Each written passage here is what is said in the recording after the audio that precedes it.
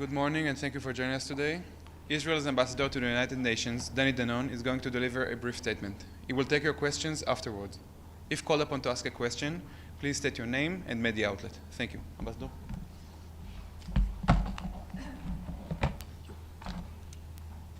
Good morning. Today, Prime Minister Netanyahu will meet with President Trump in Washington. This meeting comes at a critical time for the Middle East. Iran has violated the MOU with the United States and continues to choose terrorism over negotiations. Iran continues to block the Strait of Hormuz and they launch ballistic missiles at 12 Middle Eastern countries every single day, halting trade, terrorizing the region, and killing American service members and innocent civilians. We are grateful for our deep partnership with the US. We fought shoulder to shoulder against Iran, and we are prepared to continue supporting the US in pursuing peace and stability in the region. Gaza will be part of the meeting today in the Security Council and also will be part of the discussion between Prime Minister Netanyahu and the President. We see that there is progress in Washington, but unfortunately the Security Council continue to fail designating Hamas as a terrorist organization.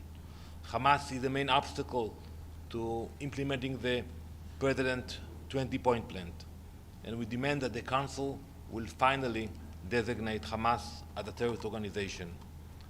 On Sunday, the Israeli cabinet approved the initial entry of ISF forces into Gaza. It will be an opportunity for the people of Gaza to rebuild their lives in a humanitarian zone completely free of Hamas control. We also appreciate the efforts of Secretary of State Rubio regarding Lebanon, and we are hopeful to see the day that Hezbollah is removed from the border between Israel and Lebanon. But as we see progress coming from Washington, look what's happening in New York City.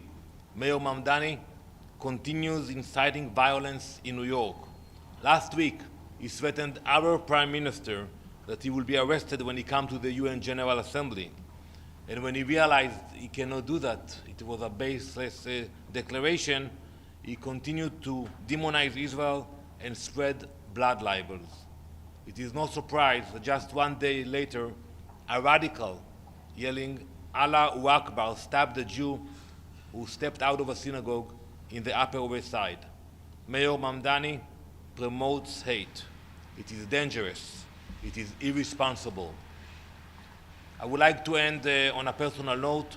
As you know, the Prime Minister came to meet with the President, but also he is here to pay his respects to Senator Lindsey Graham. Senator Graham was a true friend of the State of Israel. He was always committed to the security and well-being of the US and Israel. His leadership in Congress ensured Israel had the tools to defend itself against terror. The people of Israel will miss him dearly. We send our sincere condolences to his family and friends today. Thank you. Ambassador, it's Pamela Fall from U.S. News and World Report. Given the fact that the Iran war is not very popular either in your country or in the United States, do you expect both President Trump and Prime Minister Netanyahu to talk about specifics of scaling down the war or ending the war? And would the UN have any role? Do you think there's any way that the UN could have a nonpartisan role to help that kind of a peace agreement? Thank you. Well, I'm sure that will be number one on the agenda in the meeting today between the Prime Minister and the President. I cannot tell you which direction it will go. There are different options. We will definitely would like to hear from the President what he wants to see in the next coming days or weeks. We are prepared for all scenarios. We are prepared for all scenarios, and we will discuss it with the President. Regarding the UN, unfortunately, we see that under the leadership of Secretary Guterres, the UN is not relevant, is not part of any negotiations, whether between Ukraine and Russia or Iran and the US, and I don't think it will change. And just as a follow-up to what you said about New York City's mayor, do you think he has supported and promoted protests, given the fact that he has conceded that he cannot arrest Israel's Prime Minister? Absolutely, and he's saying it publicly, that he calls people to protest. A mayor should unite the people of the city. He's doing exactly the opposite. He's spreading hate, and I'm worried about what will happen here in the UN High-Level Week.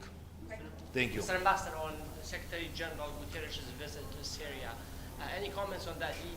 One thing notable about that visit was that he did not make an effort, or he did not meet the leader of the Syrian Democratic Forces, the Kurdish leader, Muslim Abdi, the group that helped defeat the Islamic State. What's your comment on that? Well, you know, you have to ask the Secretary General about his visit. As I said earlier, he's not effective, and we are looking forward to work with the new Secretary General that will be elected soon. Thank you very much. Do you have any preference on the next Secretary General? I will tell you when we do. Thank you.